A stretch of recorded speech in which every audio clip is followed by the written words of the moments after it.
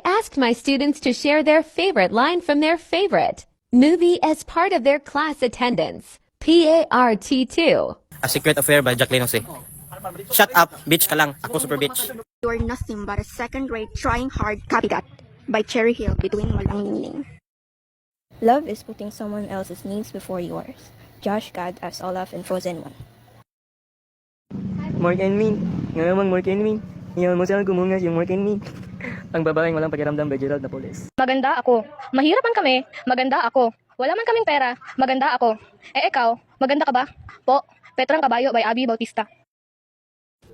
Bakit ka ba nagagalit, Angel? Dahil feeling mo inago ko si Ivan? Angel, mas una ko siya naging best friend bago ko siya naging boyfriend. Yeah, you're right, pero best friend ka lang. Catherine Bernardo and Liza Soberano must be loved.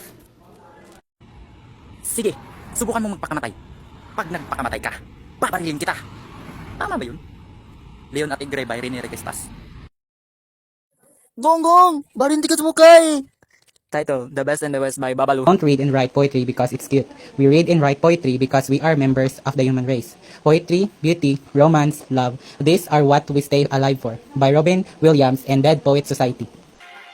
Kaibigan mo lang ako. Kaibigan mo lang ako.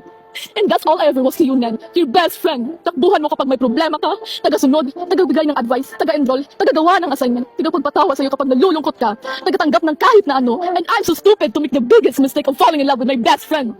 Dahil kailan, hindi mo na ako makikita eh. Kahit kailan, hindi mo ko kayang mahalin na higit pa sa isang kaibigan. Starring Jolina Magdangal and Marvin Agustin. By Budoy Loves Kita, okay ka lang.